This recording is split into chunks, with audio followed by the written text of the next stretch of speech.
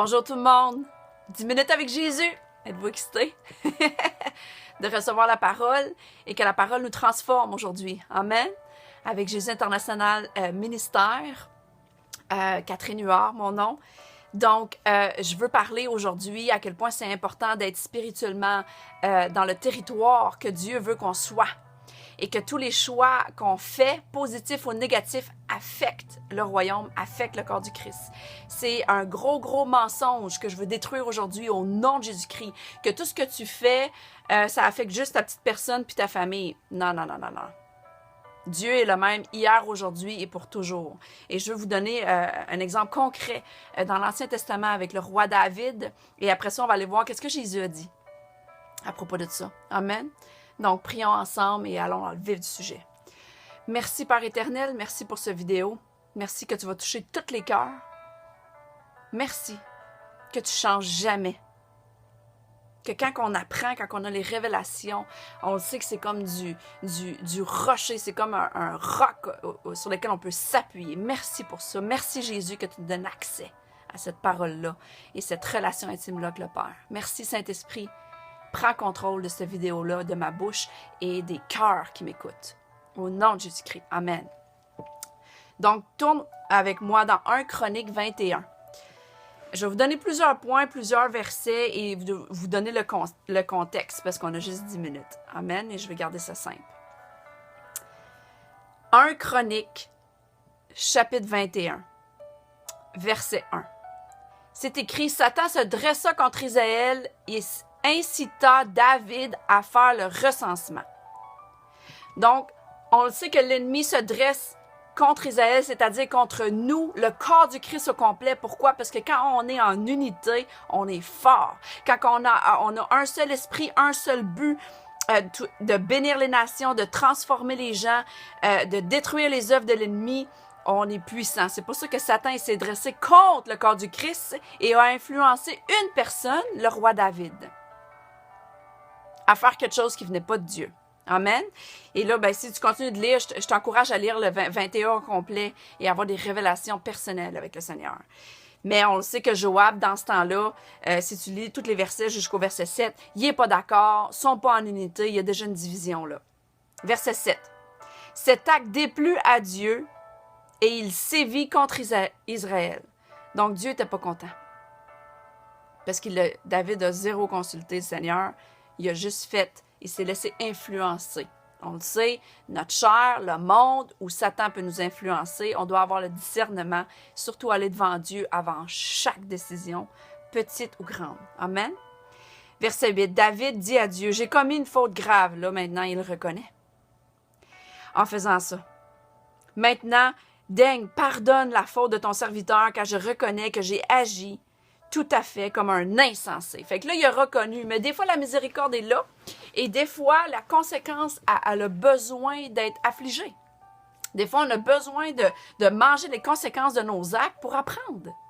Pourquoi? Parce que Dieu, c'est un bon parent, c'est un bon père. Et dans le cas ici, Dieu, il donne 3 choix. Comme 3 punitions, si on veut, 3 conséquences. Et David choisit. Verset 13.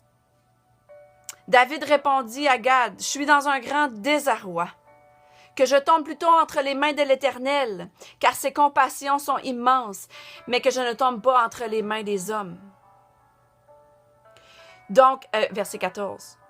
L'Éternel fit donc sévir une épidémie de peste en Israël et 70 000 Israélites moururent. Donc, ça l'a affecté et ça a ôté la vie à 70 000 hommes. Une erreur. Donc, si tu penses que quand tu es seul dans ta chambre, que tu peux faire ce que tu veux, puis que ça n'affecte pas le corps du Christ, c'est un mensonge direct. Si tu penses que tu peux garder certains non-pardons ou certains jugements critiques envers les hommes de Dieu, les gens autour de toi, et que tu es dans le jugement, puis que personne ne le sait, c'est juste dans ton cœur, tu te trompes royalement que ça n'affecte pas personne. Ça affecte ta famille directe et le corps du Christ. Verset 17. David pria Dieu en disant, « C'est moi qui a ordonné le recensement du peuple. C'est moi seul qui ai péché contre toi. C'est moi qui a commis une faute très grave. Mais ce pauvre troupeau, qu'a-t-il fait de mal? L'Éternel, mon Dieu, frappe-moi donc plutôt ainsi que ma famille, mais que ce fléau ne s'abatte pas sur ton peuple. Donc ici, on a une loi spirituelle, on sait que tout ce qu'on fait, pour sûr, ça affecte nos vies spirituelles et notre famille directe, pour sûr. Tes enfants, la personne avec qui tu es marié, pour sûr, à 100%, tout ce que tu fais, tous les choix que tu fais, positifs ou négatifs, affectent eux directement. Mais ici, on voit que ça affecte tout le peuple. C'est à prendre sérieusement. Right? Amen. Matthieu 12, ce que Jésus a dit. Jésus a dit dans Matthieu 12, verset 30. Celui qui n'est pas avec moi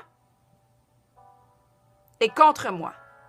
Et celui qui se joint pas à moi pour rassembler, disperse. That's it. Si t'es pas avec Dieu, dans l'unité, dans le corps du Christ, t'es contre lui. T'es contre Jésus. Jésus a dit, si t'es pas avec moi, t'es contre moi.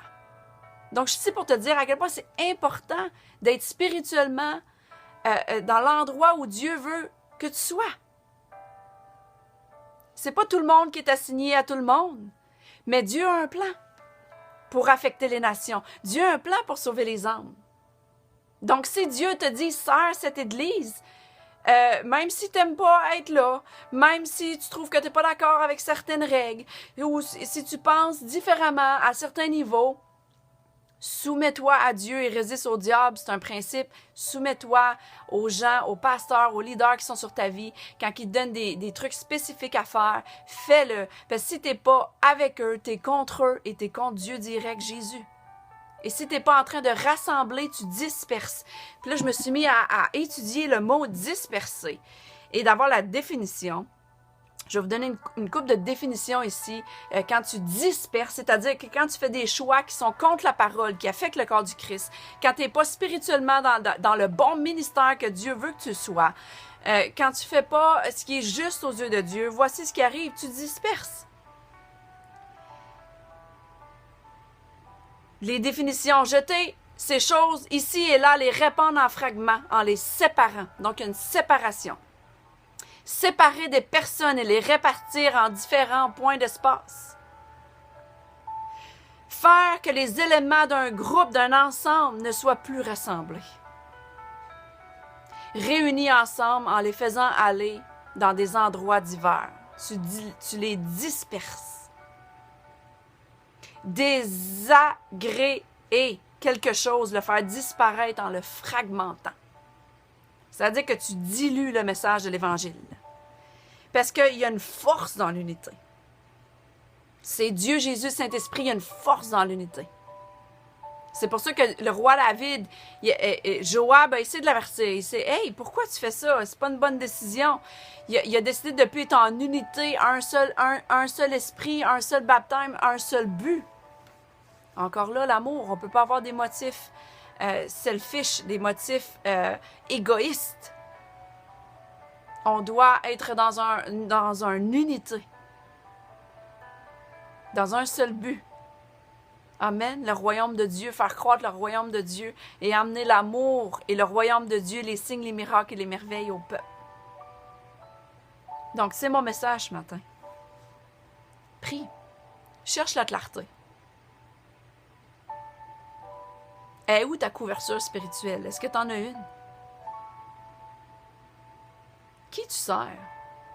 Si tu es à la tête d'un ministère, si tu es un pasteur, c'est qui ta couverture spirituelle? C'est qui t'appelle dans les moments de besoin, dans les moments de confesser, dans les moments d'être réaligné? C'est qui te dit les vraies affaires? Ou tu vagues d'une église à l'autre et tu n'as pas vraiment de leader et en ce moment, tu n'es pas en train de rassembler, tu es en train de disperser parce que tes talents, l'équipe dans laquelle Dieu t'appelle à être, on a besoin de tes talents. Dieu a besoin de tes talents, de ta bouche, de tous tes dons. pour servir au sein d'une unité dans un seul corps. Pour être avec eux. Jésus, ceux qui sont avec nous. Ah, tu peux être pour bien des affaires, tout seul dans ton salon avec YouTube. Mais d'être avec, c'est-à-dire en communion, en communication, au téléphone ou physiquement, et aller partager la bonne nouvelle à l'extérieur. Prenez ça au sérieux. Allez relire 1 Chroniques 21 et méditez sur ce seul verset que Jésus a dit dans Matthieu 12:30. C'est vital pour ce qui se passe en ce moment à travers les nations. C'est vital pour ce que Dieu veut faire avec ta vie pour les hommes. Et toutes tes décisions affectent le corps du Christ. Sache-le. J'enlève tout mensonge. Au nom de Jésus-Christ, tout esprit de mensonge qui fait accroire à ton peuple, Père éternel, que toutes les décisions qu'ils font avec leurs finances, avec leur sexualité, avec leur cœur, peu importe les décisions qu'ils font, j'enlève le mensonge, je le détruis au nom de Jésus-Christ, que ça affecte seulement leur petite personne. Et je leur donne la vérité, que tout ce qu'ils font positivement, chaque jour, de te servir toi et non les ténèbres, que ça affecte positivement le royaume ou négativement. C'est une loi spirituelle qui est en place. Merci pour ta grâce, que nous sommes sous ta grâce. Et merci pour les corrections, que des fois on a besoin de manger les conséquences pour apprendre. Parce qu'il n'y a pas d'erreur dans ton royaume, il y a seulement de l'apprentissage. Merci pour cette bonne nouvelle. Au nom de Jésus-Christ. Amen. That's it. C'était ma prière pour vous autres aujourd'hui. Soyez richement bénis. Et parce que la bénédiction anyway va venir, comme je vous ai dit dans mon dernière vidéo. Ne vous laissez pas tromper parce que vous avez des bénédictions, que vous êtes sur la bonne track pour ce que Dieu vous appelle à faire à un haut niveau. On n'est pas appelé à être des chrétiens ordinaires.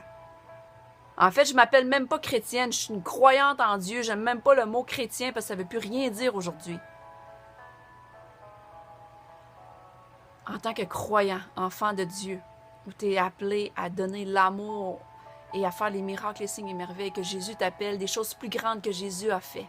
Ne te laisse pas tromper parce que tu es béni. Dieu nous bénit anyway, parce que sa miséricorde est tellement grande. Mais il t'appelle à tellement plus. Cherche sa face, joins-toi à l'équipe que Dieu t'appelle à être et sois une bénédiction. Je vous aime. À bientôt. Bye bye.